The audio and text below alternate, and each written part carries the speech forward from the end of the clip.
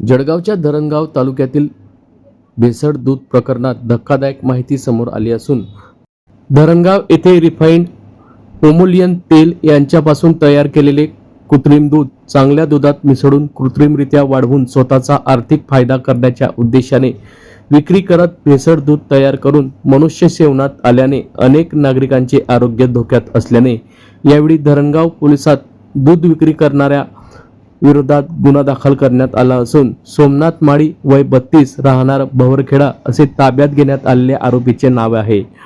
यावेळी दुधामध्ये हे तेल मिक्स करून भेसळयुक्त मिश्रण तयार केले जात होते। आरोपी सोमनाथ माळी एफडीएच्या पथकाला अंधाराचा फायदा घेत चकवा देत फरार झाला। भेसळयुक्त दूध सेवनामुळे किडनी, लिव्हर आणि हृदयावर गंभीर परिणाम व कॅन्सरचाही धोका वाढतो। संशयित आरोपी सोमनाथ माळी याच्या विरोधात आधीही दूध भेसळ संदर्भात गुन्हा दाखल आहे। आधीच्या गुन्ह्यातील आरोपीचा जामीन रद्द करण्यासाठी पोलीस न्यायालयात पाठपुरावा करणार आहे। संशयित आरोपी सोमनाथ माळी याच्या शोधार्थ पोलीस पथक रवाना करण्यात आले आहे।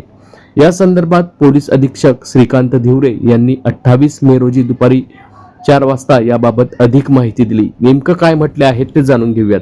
सर, काय सांगाल धरणगाव तालुक्यात भेसळयुक्त दूध विक्रीचा जो एक कारखाना आहे तो उद्ध्वस्त करण्यात आलेला, नेमकी काय माहिती आहे? धरणगाव पोलीस स्टेशनमध्ये आपण 207/26 BNSचे कलम 274, 275, 318 नुसार आपण एक गुन्हा दाखल केलेला आहे। ही जी रेड होती ही अन्न व सुरक्षेच्या अधिकाऱ्यांनी केलेली होती आणि नंतर त्यांनी FIR पोलीस स्टेशनला दिलेला आहे। याच्यामध्ये एक मोडच अशी आहे की पाम ऑइल संबंधित जो आरोपी आहे त्याचं नाव आहे सोमनाथ माळी, हा त्या पाम ऑइल दुधामध्ये मिक्स करायचा आणि दुधाचं फॅट आणि घट्टपणा वाढवायचा।